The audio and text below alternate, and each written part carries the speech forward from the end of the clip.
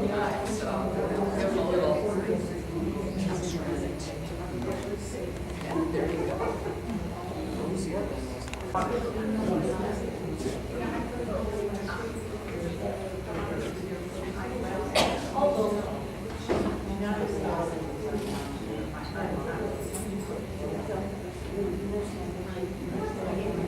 Welcome everyone.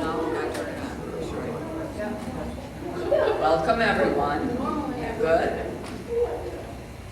I am very pleased to see all of you here today. We realized we were competing with small sales stores Saturday, lots of craft fairs, a lot of holiday events going on, so I'm very pleased to see so many of you here. Berkshire Family History Association, as many of you know, some of you are members, is an organization that's been in existence since 1975. And the function of Berkshire Family History is to promote the study of genealogy and our own family's histories. And, is that mine? Is that yours, Joe? Anyway, and the other big thing that we do is support the local history and genealogy department of this library. Funds raised by Berkshire Family History through memberships and other events or donations or sales, that money goes directly to the Family History Department to keep that collection alive and well and improving all the time. So with that in mind, I want to tell you that how this library's local history department is really renowned.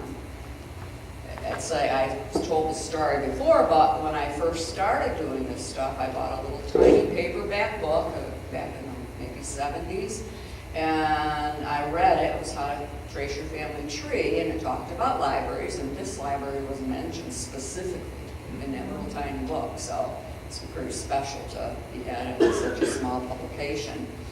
I have a brochure here that I'm going to just leave. You can take as we leave. I'll put them on the corner there.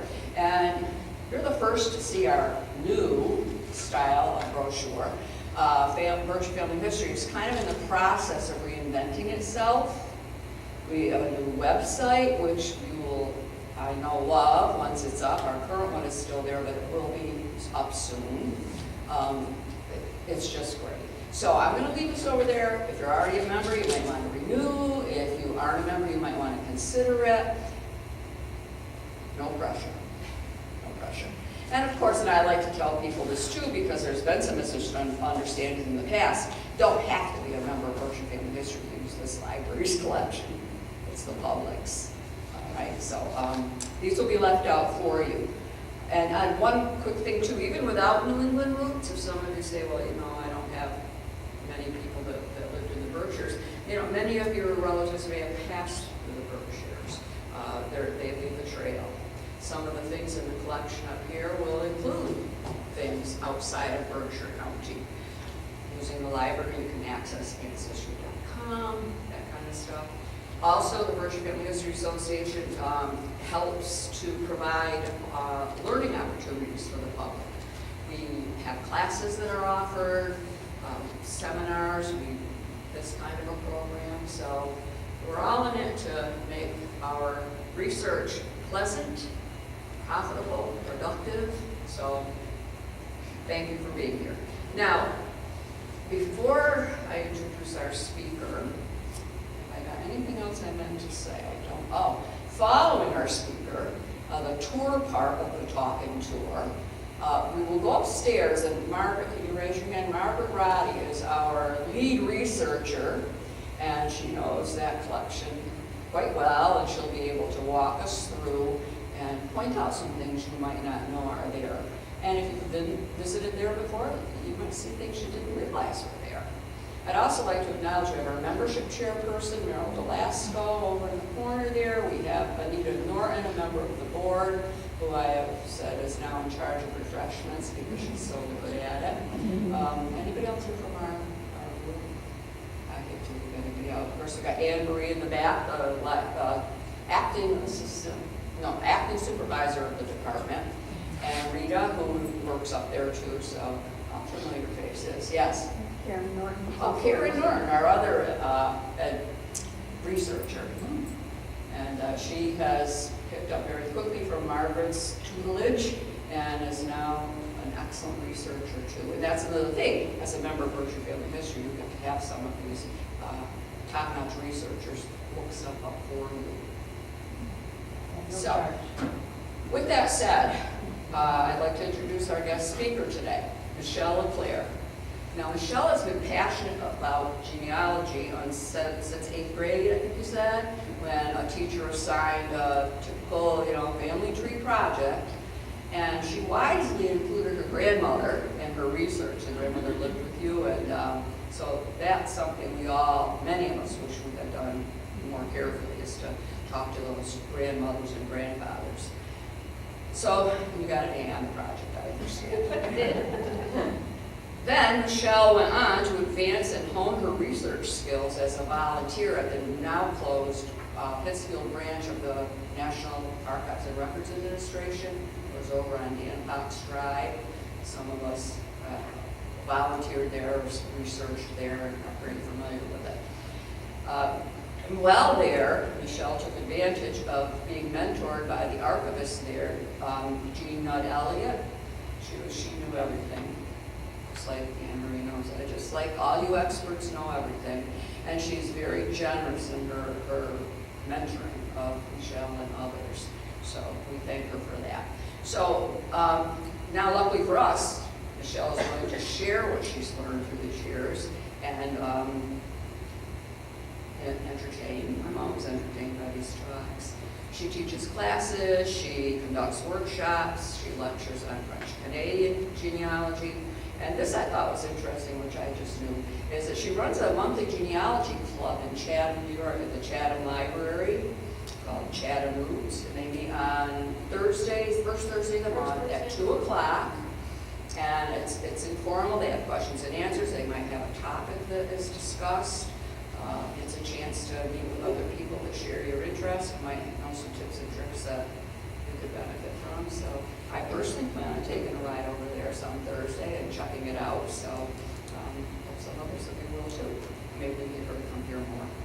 So please give a warm Berkshire's welcome to Michelle LeClair.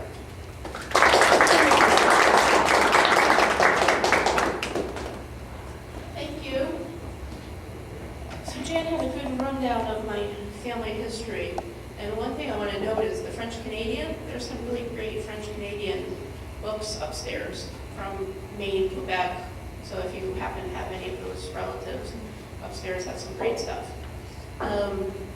So I've started since I was 12, and my family is very interesting, as we all will find one way or another. So just to start on this topic that I want to cover, it's more of a place where you don't know where to go, and you're kind of stuck, and then something out of the blue will come up, and it will just unlock all kinds of history for you. So there we go. Whoops, not that far. There we go. So I have 2 aunts that married 2 brothers, and the last name was Miller. Now, Miller in Pennsylvania is about the equivalent to Smith. So I was trying, every once in a while, I honestly didn't search it wholeheartedly, but I would try to see what I could find out for all my cousins, because they wanted to know what their genealogy was on that side. And I searched for these Millers up and down, and I couldn't find anything. Family search, ancestry, cemeteries, libraries, the whole 9 yards of all the places that you should go to look when you're looking for your family. And I just couldn't find anything. So this is what I was told from family members. That Claude and Clara were the couple. They had 16 kids. So talking about a very long family that comes really quickly. So Claude, they told me the parents were Daniel and Ellen. And Daniel was correct. Ellen was actually Missouri Ellen. And so it took a little searching to find that one. It wasn't too bad. And then we go to Clara. Yeah, there we go, there's Clara. And this one I say is well-meaning relatives. where they tell you all kinds of information, they have the whole story laid out for you, and you can't find anything.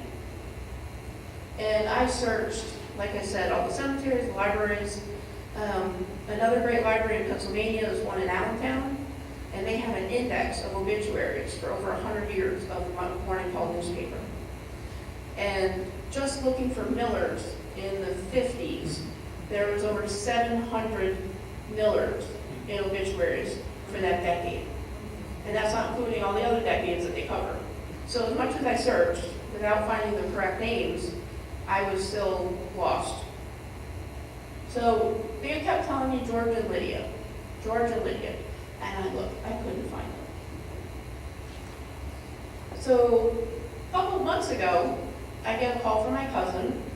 My aunt passed away a few years ago, and she's going through my aunt's belongings and all her old photos and funeral cards and journals and old notes from my great-grandfather when he had an IOU and didn't pay it, and all kinds of interesting things that you love to see it, but you don't know what to do with it. So she dropped this nice big box on my doorstep. And she sent me this, and she's like, "Who's James Miller?" And I had no clue. I had never heard of James Miller before. So just from getting this one funeral card, this is the information that we can get from it. There we go. So we have now a birth date, we have a death date, we have when the services were, and it was in West Penn Cemetery. This is Schuylkill County in Pennsylvania, which is, let's see, it's south of Reading, north of Reading, south of Wilkes-Barre. It's very German, like I said, all the Millers. So when I got this, I was like, okay, so now I have a date. So then I started looking for the obituary. Found the obituary.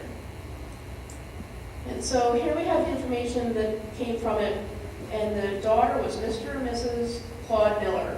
Now, Clara wasn't in the search, so now as more newspapers are coming online, if I searched Clara Miller, it wasn't coming up. Even though I searched Claude Miller, I still hadn't found it all these years. And so it's kind of interesting that the information you can put together when you find all these little facts. So it says he was ill for 3 years, born in West Penn, and he died in West Penn. So you can tell he didn't move around much. The son of James and Elizabeth Crum Miller. Right there I have a new generation. I have, ironically, listed wife, Elizabeth Wortman, and it said she died several years ago. 14 grandchildren and 32 great-grandchildren. So I'm starting to build my Toppled, my pedigree chart. But I can't find George and Lydia. So no matter how much these people kept telling me George and Lydia, there was no George and Lydia. Whoops. This clicker does not like me. There we go. So here's my pedigree chart, and this is the information that I'm starting to gather together. So we have Clara, we have her father now. I have his birth date, death date, and I have wife. And I know she died before 1955 because that's when his obituary was. It said several years ago, so I don't know exactly what several years ago meant at that time. And now I have his parents, which is another James and Elizabeth Crum. So then I go to the death certificate. Now, if you're lucky to do searches in Pennsylvania, their death certificates from 1906 to 1966, I believe, they keep adding every year, are now online. The original documents, not an index, the original documents, which is great. So I pulled up his death certificate, and now on this one it's kind of interesting because it says he's divorced. But his obituary said that his wife had died several years ago. So it kind of putting all these things together. And the cause of death, the informant, was Mrs. Claude Miller. So here I have another piece of evidence that solidifies Claude Miller, Clara Miller, that I'm in the right family. So now from here, I can add my divorce to my pedigree chart. As you can see, I keep building this. And this is what you should be doing, and I recommend pencil, because no matter what you find, you're going to change. And even when you have all these great programs, Family Tree Maker, I use Reunion, even when you have all these programs, I still pull out pencil and paper from the pedigree chart and start to rough things out. I don't know if anyone else does that anymore, but it's certainly worth it. Until you get things solidified and you have enough evidence to prove where you are, it's totally worth just starting easy, pencil, paper, pedigree charts. You can download them online. If you search free genealogy charts, you can get research reports, you can get pedigree charts, you can get whole family tree, like the half circles, actually the family tree diagrams. There's so much out there. So the next step is I found the marriage certificate for James and Lizzie. It was Elizabeth, now it's Lizzie Wortman. And it's saying that I have the consent of father, so now I know her father was living at this time. Both from from West Penn, excuse me, and she was a housekeeper, and he was a laborer, which was pretty standard for that time. So from this, then I can go to census reports. Censuses are the best things, I think, ever. Are they 100% true? No. But from the information that you can get from the censuses, I would search censuses all day long, as opposed to probably any other kind of research. Other than obituaries. I'm kind of weird that way. I like obituaries. So I started searching 1880, and as we all probably know by now, 1890 was burned. So good luck with that. As an aside, though, if you have veterans from the Civil War, there is an 1891 veteran census. I don't know if everyone knows about that. So that's a good thing to check if you have veterans. And I tried 1900. So 1880 is when James was born, but it was in November, and the censuses were earlier in the year that year. So obviously he probably wasn't on there, but you just never know with birth dates or screwed up or something. But I couldn't find him. And then 1900, when he was about 20, I was searching with the parents, and I was still not coming up with anything. So I'm guessing by 20 he was out of the house. But as I keep researching all of these from censuses and going back to Clara, and I learned she has two sisters, were Hattie and Mary. And in 1910, we have a 5-year-old, a 7-year-old, and a 9-year-old who were all servants in other households around West Penn. I can't find James, and I can't find Lizzie, at least not together.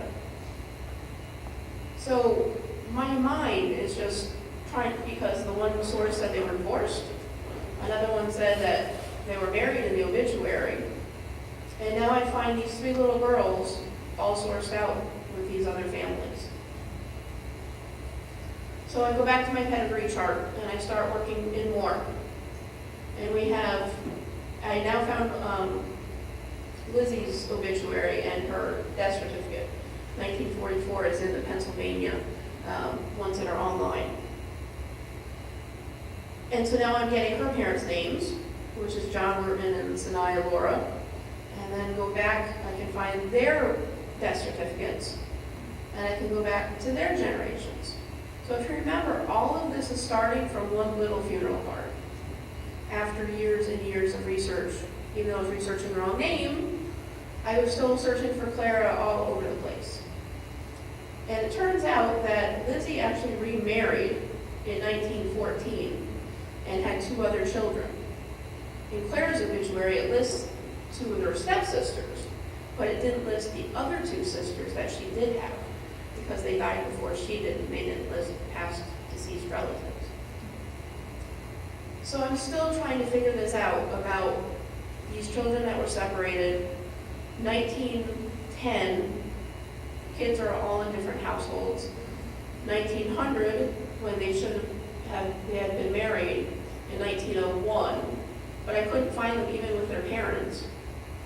So this household is just driving me nuts. And the next one, go this way, sorry, let me go back. So the other thing that I found then was James's, I haven't found his obituary, the father James. We're talking about James and Elizabeth Crumb. So now I found a census with him, with a Daniel and Mary, and I say with him, and I have asterisks there because it hasn't been proven yet. I'm still working on that, and at this point, I've probably taken out most of my internet searches from New York, and I'm gonna have to go back to Schuylkill County and start looking in church records and cemetery records. But I'm a lot farther than I was 20 years ago. And the other thing that I'm finding is Elizabeth Crumb is actually Louisa. So I'm not quite sure how that one came about either. So my synopsis is, when you're looking for names, don't say anything is set in stone.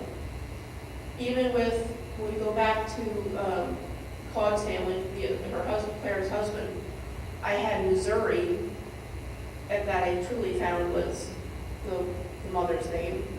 Here we went from George and Lydia to James and Elizabeth, and now we go back to another Elizabeth who might be named Louisa. And the names are just starting to pile up, and they're all over the place. So the research that I've done on the internet, and I'm hoping everybody knows these resources, and I'm going to get a little beyond Pennsylvania right now. So we have Family Search. And the other thing is, this is a Family Search library, so you can access microfilms through their computers that you can't access from your house. I don't know if everyone knew that or not. Because they don't do the loan program anymore on the films, where you used to be able to rent a film and they would send it to you and it would stay here in the library, you could come for a couple weeks and check it out and then they mail it back. They don't do that anymore through the Salt Lake City, Salt Lake History. And so what they do now is you have to sign in for an account, which is free on Family History. And, but when you do that and you do your searches, there are some indexes and some microfilms that you can't have access to, but you can here. If you're toward New York, you can also go up to Loudonville. They have a family history center there too. So that's one source that everyone should make full available of.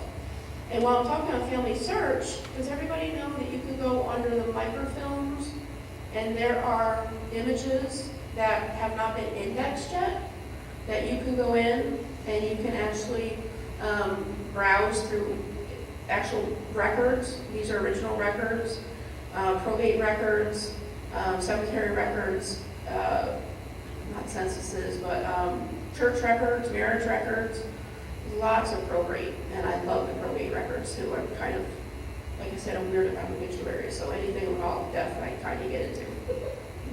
So that's another thing, and if you don't know how to do it, there's a couple ways. I should have put slides up on this, so forgive me. If you go into the wiki under Family Search, and then you can type in the place that you're searching. Usually I start with a county first, and if you do that, it'll come up, it'll show you all kinds of resources that are available for that county. It will show you cemetery records, church records, military records, anything that has been scanned by the Family History Center. And you can go in there and actually pull up the microfilms. And this is where you used to be able to rent the microfilms, so you keep the numbers. But now instead of that, you can just, it'll say browse images, and you just click on it. And that's some of the records I pulled up because the probate records from Schuylkill County are part of this collection. And so that's another great resource. So Ancestry, I'm sure everybody knows about Ancestry. There's all kinds of things on there. The one thing that I always say as a caveat is they're online trees. Don't believe them. 90% of the time, just don't believe them. I can tell you horror stories from way back. I had one just, I was looking for someone at the Chapel Library the other day, and it came up, forgive me if I don't remember all the years, but basically someone died, say 1900, and then 1910, the mother, the one that died, was the informant for a military record. So it's kind of hard for her to be an informant after she died 10 years before that. So the trees, what you want to do is just use them as an idea, write it down, make a note of it, and especially if they have their sources listed, which some do, but usually they're only online sources. they don't have like true sources. So be careful with those. And that goes for Family Search too. They have trees on there, and they don't have sources usually on those. And it's just a compilation of different people who were Mormons who wanted to put in their family histories. And they used to be on CD way back when. Anyone remembering these, even back in the archive days? So you would be able to load up family histories that way. Another source, and I think they're adding some Massachusetts records, is Fulton History. Has anybody used that yet? Fulton History is all old newspapers. Started with one guy, and I think it's still one guy actually. And he has microfilm readers, and he gets microfilms and scans newspapers. And I think he's up to like 44 million pages. Now, the searching on there is a little unique, so I recommend going to the FAQs and reading about how to search the best way. Not to be pushy, but we do go over this in our my groups that I do in the library. And maybe someday that'll be a topic just on how to search different things. But I recommend going to the FAQs and really reading that. It's worth it. So then we also have, let me think. Well, other libraries, obviously this one has a great resource. There are other history libraries, genealogical libraries that you should be checking out. Find a Grave is another one that I know is very popular. Again, don't trust it. I had, when I was in Pennsylvania doing all this research, I had over, I think about 800 photos that I've taken at cemeteries. And somebody went in on my personal website and downloaded them and put them on Find a Grave, and they put them under the wrong cemeteries. So I know people are well-meaning, and I know people really want to share their love of genealogy, but you really have to take anything that you find online with a grain of salt, unfortunately. And I can tell that they were my photos because as you take a picture of the cemetery stone, I can see my outline with my Giants jacket. So she can't lie and tell me that it wasn't that one. Is there any questions on sources or? Sure. What's your feeling on the DNA? I'm not really that familiar with it. If you send in your DNA, and they do research about where your family lives and so forth. They do, and everything that they look on or show on TV, again, makes it all look very easy. And so you do a DNA swab, and I've done it. I've had my mother do it, my brother, my aunt. My father passed away when I was young, so luckily I got my aunt to do hers. And you can compare things, but what you're talking about is it's percentages of your ancestry. Now, when I did mine, which was probably 5-6 years ago now, just as an instance, I had 20% Irish. Now, my father's side's French Canadian. I can go back to Charlemagne. There's no Irish that I found in there. My mother's side's all Pennsylvania Dutch. There's no Irish in there that I've found so far, and I can go back at least full 4 generations. So I still have no clue where this Irish comes up. But over the years, these are all done by algorithms, so it's math. So as more and more people do research and submit their DNA, they get fine-tuned on these databases. So now my Irish is down to like 5%. Early on in France, you're not allowed to take a DNA test. So what they had to compare it with was very little, just because the numbers weren't there to narrow the scope down. Now the French is coming up. I still don't think they allow you to do DNA tests, but somehow these algorithms are finding it. So when they show, the commercial where he's got lederhosen on and then he decides that instead he needs a kilt or whatever it was, it's very misleading because those numbers change. And it's not that your DNA changes, it's the science that changes and how they read it. So if you want to do a DNA test strictly to find out what your percentages are for different ethnicities, again, it's very loose and it's changing all the time. I just got another update, I think last week or 2 weeks ago. So it's probably like the 5th or 6th update where numbers start changing. But they are getting better. And they can actually, with Ancestry, they're actually comparing people who have other family trees and narrowing it down so that you know where you overlap, which is kind of cool. But, go back to the caveat, not everything on Ancestry trees is true. So it's misleading in that regard. They always say, oh, well, I took the DNA test and I came back with 6 generations. Well, those 6 generations are only as good as what other researchers have done on their online trees. So it's kind of catch-22 almost. It depends what you want out of your DNA test. If you want the ethnicity, my mouth was dry. If you were looking strictly for that, it's great, but it's still very loose. It's not in cement. If you're looking for biological parents or unknown relatives, then it's great. But there's a lot of research that you have to do behind the scenes in order to get that information. There's centimorgans, which is how much DNA you share with one person versus another. And then depending upon that, they give you an idea of what your relationship is. And then you just kind of have to pick and choose through trees and see where you might overlap. It really depends what you're looking for DNA. It's great, but it's the one thing I always tell people before you take a DNA test, be prepared for something unusual. It just happens. I've heard so many people that have taken it. I have a friend who's actually 97 and has done her genealogy since like the 40s and the 50s, and old school, real old school. And she wanted a DNA test. So I set her up, I did it on Ancestry, and I got an email a couple weeks later that said, I think we're related, I'm adopted, and I don't know who my biological father is, but I have a strong connection.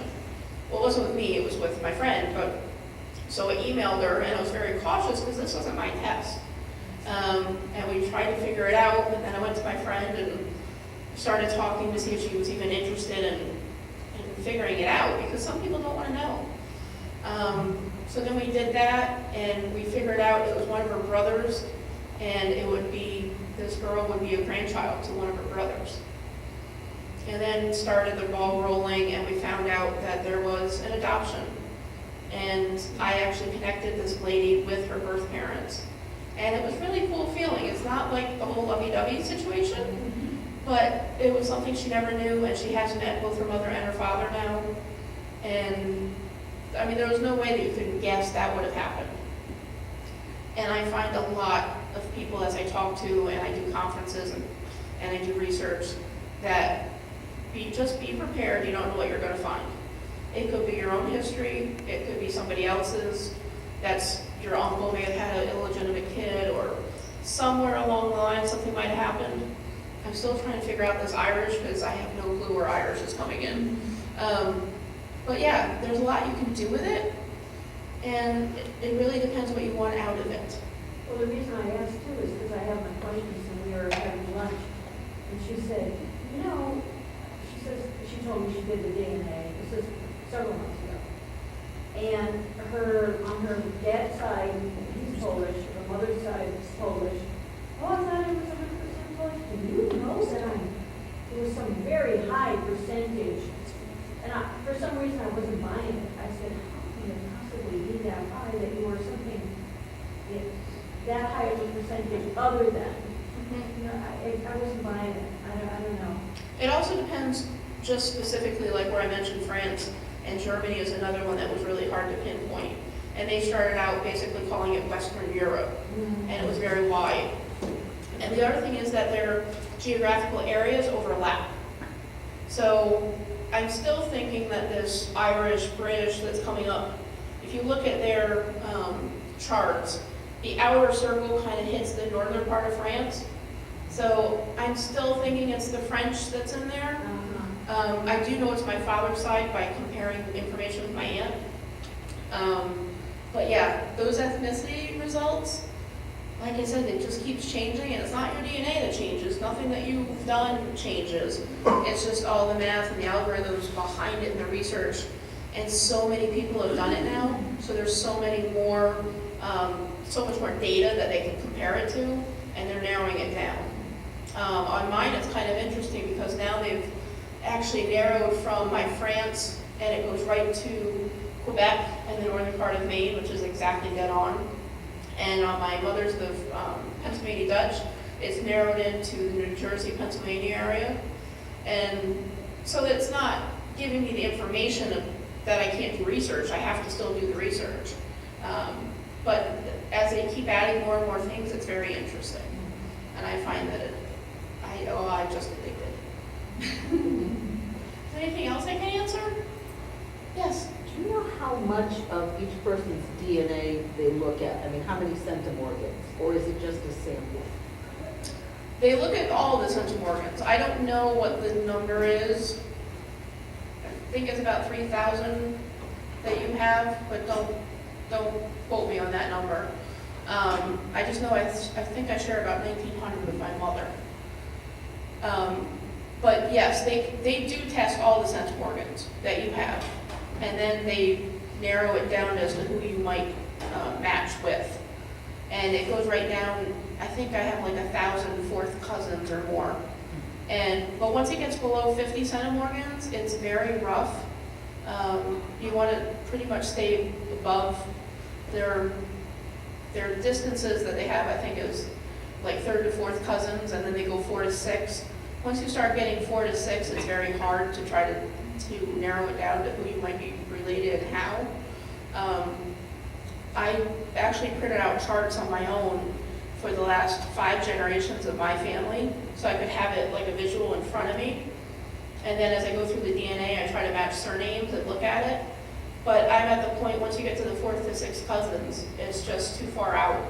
And there's too many half-children or step-children, not step-children really, but half-children and stepsisters that might have married into another family, and like there's all kinds of weird things. But the centimorgans will match, and there's a chart. I don't know if anybody has read, the name just flew right out of my head. There's Ian, excuse me? Yeah, Blaine Bettinger. Everybody will know him. And he has a great reference online. And it gives you the chart, and it tells you what the centimorgans are and what the possible relationships would be. And that's really helpful. And he also has a Facebook group. He has a couple of them, actually. And if you have questions, you can go on there. There's one for beginners. Just reading all the comments is very helpful. And another archives volunteer, her name is Lisa Doherty. She does a lot with DNA, and she's on there posting a lot. And it's invaluable. I can say I know enough about DNA to be dangerous, but it is definitely not my forte. I play with it sometimes, but it's not, I'm still the paper trail. Yes? Is there anyone locally that you can hire to research your family history? As far as DNA or just regular? No, you just go. Yeah, there are. I mean, I do it, and there's a lot of people that will help. You can check 2 organizations. One is the APG, which is Association of Professional Genealogists. They're not accredited, but they are under a professional certification. So they have guidelines that they have to stick to in order to stay a member. And then there's also the BCG, which is the Board of Certified Genealogists. And those are certified. And it's something that I've been working at, and life just intervenes. And it's basically the equivalent of a bar exam. It's that intensive to do the portfolio. I'm about 50% through, and I still have to finish it. And that's one of my goals, is to become certified. I don't know why, but it's just got it in my head. So both those organizations have lists of local researchers. And if you check, I'm sure Jan and the association probably knows local people that you can hire. Yeah. Robert's on the list. So, yeah, and there's a lot of people. Any other questions? Yeah. I just have an aside, on PBS, you must know, Tuesday, there's, Henry Louis Gates. That name I remember. and I just think that is just so cool. But I always wonder, now, given your background and your experience, what is the time frame you think it takes to do, for example, an individual, that kind of research? sometimes they come up with these trees and they're cute. And it's They also have researchers all over the world. yes, I figured that, but Yeah. in total, what would your guess be? It's so abstract only because you could be in Pennsylvania where all these death certificates are right online, and I can go back 2-3 generations pretty quickly. You can live in New York, and they don't want to give you any information on anything. Yeah. So it varies by the amount of records that are available. Sometimes it's amounts to the researchers that are available, the volunteers. There's a bunch of websites that are strictly put up by volunteers, RootsWeb and GenWeb, and you can look under counties for both of those. And it's only as good as their local researchers, and they're sharing their passion. I can't give you a number, I can't give you a time frame. This Miller family I've been working on off for 20 years. And like I said, I wasn't full steam into it because it was my cousins, but I was still interested and I kept trying to find stuff. And it all came down to this one little funeral card. And they gave me a name and a date, and then from there, you can go back. But it does depend on your location. If you're there to do research, here in Berkshire County, you have access to records at the library here or other local places. But for me to do my research, I have to go to Pennsylvania or Maine. So that's part of it. Part of it could be funds. If you have the money to hire somebody else to do your research, they may know shortcuts. They may know places that you don't know, like Fulton history. A lot of people have never heard of that. There's a lot of tricks that you can do that some people know and some people won't. There's just no answer that I can give you that's in somebody that I've just met and wants to talk to me about it. Normally, with censuses and online information, I can probably go back 2-3 generations in maybe a week. And that's not full service, that's, working a few hours a day or something like that. But it's so hard. And if you have an obscure name, actually sometimes that makes it easier. If you have a Smith or a Johnson, that's a lot harder, or Miller. Yeah. So that's part of it. There's just so many variables. Curiosity. Yeah. I just think what helps sometimes is the context, the more information you have, because I've helped people out. Like I talked to my boss, and his family is from mostly Russia, Ukraine, and they're Jewish. And a lot of the names, like, I don't know the Yiddish names, So he could look at it and say, oh, that's Yiddish for this. I wouldn't know that, Or he may have forgotten to tell me that, oh, he was a tailor, So, you could find names, but you're not sure if you have the right person unless you have that context. Yeah, it's especially true for French Canadian. Because a lot of the names, that's, my main side is French Canadian. So the names, deep names is one thing, but even more than that, and I used to lecture at the archives, I could spend an hour or two just on names, just on how to find people. Like you were talking, Stephen is Etienne in French.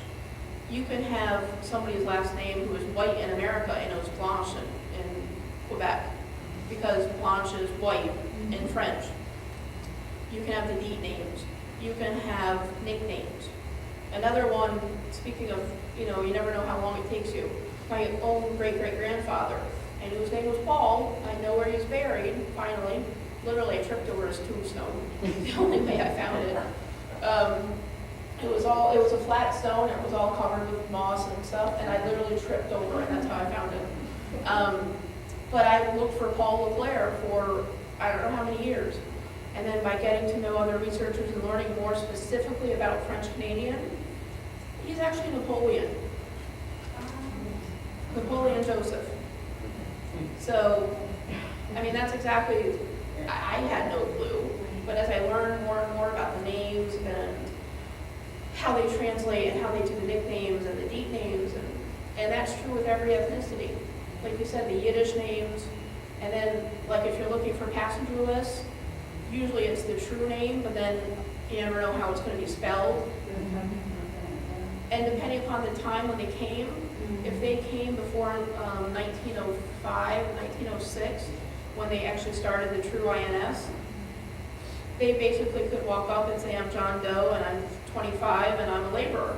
And that's what was written down. So you don't know if that was true or not. But if you have a more unusual name, sometimes that's easier to find on passenger lists. But again, in the 1800s, it was any name, whatever they wanted to tell you, lie about their age. It all happened. A lot of lies go on in genealogy. Sometimes blatantly and sometimes not. Sometimes they're just well-meaning people that aren't quite sure what they're doing. Anything else? I hope I was informative and you learned something today. Yeah.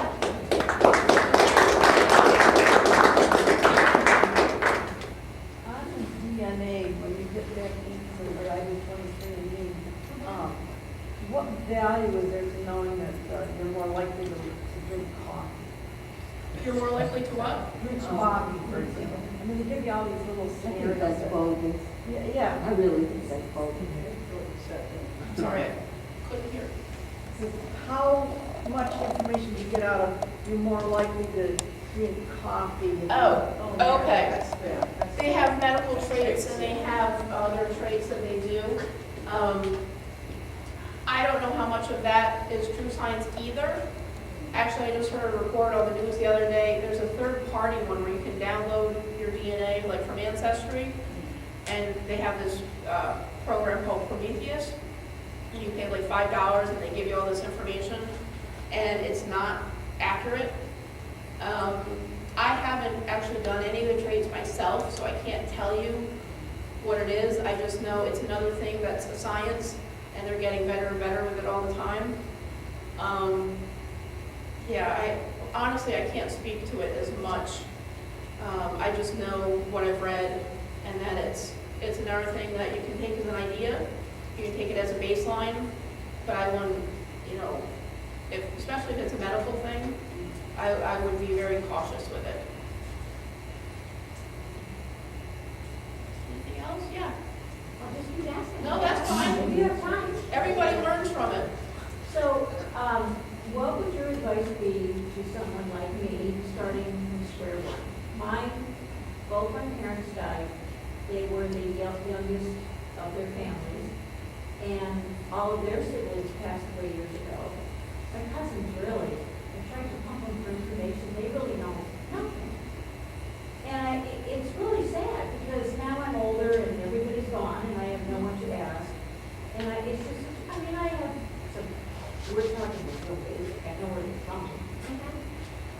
But what would your advice to me be, where to start? Where do you start? Where to I'm start? sure it's a loaded question. Well, it is. Pencil and paper. Yeah, I'm a pencil and paper girl. Pencil and paper. And I would start with what you do know. So start filling in the pedigree chart and put your parents down and put their birth dates down. Yeah. Put their marriage record, where they were buried. If you know your grandparents, and I can honestly say when I started this, because my father died when I was so young, my aunts did not know their own grandparents' names. Yeah, I believe it. So, yeah. So put down as much information as you know. And the one thing you're going to realize is what you don't know. Oh, I know what I don't know. But when you see it on paper, so then you say, okay, so I don't know when this person was born or when they died. So start with an obituary, try to find their obituary. Now, there's always caveats, no matter what kind of information you're doing. With death certificates, the information's only as good as the next living relative, because they're the informant. So when you do look at a death certificate, I don't know if you remember when I had mine up, I said who the informant was. Yes. So if it's a daughter, probably they know more information. Imagine if it's a son-in-law and he's the only living relative. He may not know where so-and-so was born or where their, what their birth date was, or even maiden names.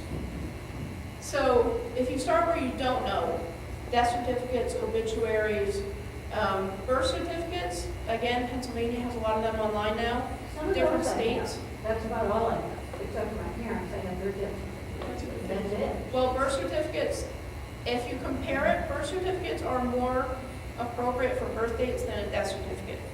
And I know that sounds weird, Yeah. but a birth certificate happens closer to the actual date, as opposed to a death certificate, you're only getting as good of information as the informant. So if they may be screwed up with a year, they may screwed up, you know, is it 15th or the 17th? So you have to take in context, like we were talking, about who was giving the information and when. The next thing I would do is censuses. Censuses are invaluable. Try to track your family, especially if they stayed in the same area. It really helps trying to find them and locate them. And just that go would be obtained like from our. Ancestry. Do they still have the archive, the microphones here from the archives? So Do they have them other than Berkshire County then? the censuses, yeah. Right, you have all the, yes, they're all national. They have one in Massachusetts. Now these are the microphones, and they probably still have the finding aids. Yeah, Ancestry has it, and even, does your library have the online access for members where they can access Heritage Quest? Yep, we have Heritage Quest. Okay, so Heritage Quest, you can use your library card number, go into the library's website, and you can do searches right there. Family Search has some stuff for free, depending upon the year. There's a lot of free resources for censuses. Even sometimes courthouses, like I know Columbia County Courthouse has those.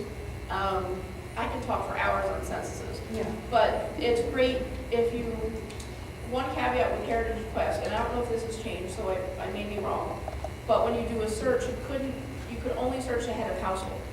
You couldn't search by individual family members. So say if the husband died and the wife was a widow, she was now the head of household. If you didn't know that and you were only searching for the husband, you wouldn't find the family. I think that has changed. It has changed? Oh, that's great, because that was annoying as anything. So that'll be great if that's changed. So that's a good resource. And with the censuses, just start 1940 if you know it, and then go back 1930. And look at every single census, because every census tells you different information, and every census will ask different questions. And they may have somebody living in the household that you didn't know about. You could find a mother-in-law, which there again, you get another name. They could have boarders. Sometimes boarders are relatives too. There's like all kinds of things. So when you do censuses, make sure you really understand what it's telling you. Understand all the columns and understand what it really means. And if you don't know, it's not a bad thing because there's so much to it. Also go online and download, you can do free blank census templates. And they'll give you the template and it will give you what every column means. And if you really want to get into it, you can go in and read the questions and the information that the census taker was told when they were given the census assignment. So different ethnicities, sometimes you'll see on a census it'll say German, and other ones will say Bavaria. So that's all depends up to the individual census taker. But look through every single census. Whenever I do anything, I start obituaries, newspaper articles, censuses. And just keep filling out your form. And you just download it online. Yep, just do free pedigree charts or ancestry, genealogy. This is a pedigree chart. And there's a bunch of different ones. If after this, I have a website for the Chatham Library group that I have where you can download the forms from my Dropbox. Yeah. So if you give me your email address, I'm happy to share that with anyone. I have blank charts, I have passenger list charts, I have some Columbia County resources. There's a lot of books that are online these days that you can download the original books if they're out of print and out of copyright. And I mean, especially if you do the French Canadian, you can get the whole Tanquoise series. And these are like 500-page books. It's a huge download, so hopefully you have high-speed internet. But there's, like I said, I could go on in censuses, I could go on online resources. So, but that's where I would start. That's definitely censuses and newspapers. Yes? Can I just say something for a sec? I work upstairs, I'm in the local history department. Yes. If you are stuck in trouble and you need, we help people. Good, I'll So be there. come in and visit, and we'll tell you how to get started. We'll tell you if you get stuck on, like if you can't read a certain line of the sentence, what does this mean? Yeah. We'll help you with that. Oh, So good, because you're I not just like need like a all by kickstart. yourself. Yeah. Yeah, I got to, I am. I just don't use it, so. Oh, no I don't know problem. what to build, it's overwhelming. One gentleman was back there, let me. And one of the sources you forgot to mention is marriage licenses. Mhm. Yeah, marriage licenses are great Your too. age, which will give you an approximate year of coverage. You get the parents or the husband or wife's, their maiden name. You also get the names of their parents. Yeah, it depends. I had showed a marriage license on there, and it depends on the area and the timeline. But the one thing is good is if the children aren't of marriage age, if they're not majority age, then they have to have some kind of affidavit or something with the parents' names. They don't always have to show the parents' names. I think the one that I had, yeah, this one didn't show the parents' names, but it just showed that the consent of the father. So again, it's up to different localities and what their records are. But yes, marriage licenses are really good too. I'm sorry, yes. So your last name is LeClair. Do you have LeClair's up in upstate New York? No. I'm sure they're probably related if we go back. The only reason I'm asking is, my sister-in-law married LeClair, and when I did her husband's, they had funds up there, and then of course I think they jumped the river. Yeah, once you get up to Quebec, then I'm sure we start tying it. And whereabouts in, you know whereabouts, well, you must, whereabouts in Quebec you were French Canadian? A lot of it's along St. John, the river, because a lot of them were mill workers, and so that's actually how they got into Maine. They followed the rivers. Okay. That was their mode of transportation. Because mine settled here, they were messers, and I think they were farmers. Yeah, there's a lot of cultivators, that's what they use the term. Yeah. But yeah, there's a lot. And just as an aside to that question, I actually have 2 different LeClair lines going back, I think we're about 7 or 8 generations now. And then another weird fact is the Pennsylvania Dutch, the Rex, which is my mother's maiden name, the founding ancestor who came to Philadelphia with William Penn, he had 8 sons. 4 of them stayed in the Philly area, and 4 of them moved up to the land that he was granted in his decree. He had 500 acres in Lehigh County, and so 4 sons moved up there. I descend from all 4 sons. Just because they stayed in the same area of Pennsylvania for 250 years, and all just kind of mixed and matched, and They didn't get out of town. no, they didn't travel very far. And that, talk about DNA, I'm not even quite sure how that screws up my DNA, because, like I said, I descend from all 4. So, yes, I'm sorry, there's another question. Yes? Back to the DNA thing, my grandfather, I won't go into that one, but his son was on Ancestry.com. Now, I don't know whether you pay attention to this or not. You know how they come up with it, what they are to you? And this one says he's my half-uncle. And he's my mother's brother. Now, how did they come up with a half-uncle with, They're I going mean, off, they certainly haven't got his DNA. right, they're going off 2 things. One is family trees. So somebody else has a family tree that's wrong and lists them as a half-brother instead of a full brother. And then they're going off the centimorgans. And the centimorgans are ranges. So if you download that chart from Blaine Bettinger, and if you Google him, you'll find all kinds of information. He has books that are great if you want to learn more about DNA. But if you look at the chart, there's ranges. So, and I don't have them committed to memory, but just as in, for instance, say your uncle is between 500 and 750. So it's falling within maybe a lower end of that range where it could be a half uncle, or it could be a full uncle. And so it's taking that information and it's comparing it to family trees. So somebody's got a family tree out there that's wrong. That's my best guess. I mean, I can't say that it's 100%, but that's my best guess.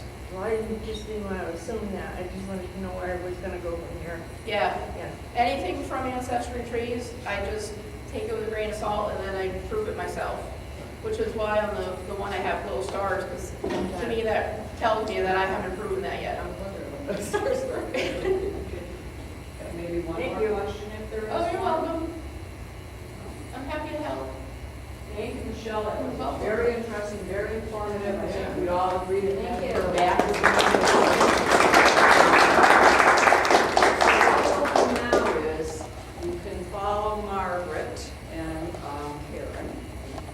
You're not going, you're not going. I can just follow Margaret up to the local history department. I can't bring beverages or food up there. I'll stay here with the stuff. So if you want something for the road, when you're done upstairs, coat pockets, I don't know, is that already Henry, coat pockets? Yeah, as long as you don't eat in the department. Don't eat in the department. Okay. Yeah, you can leave your coat, I'll stay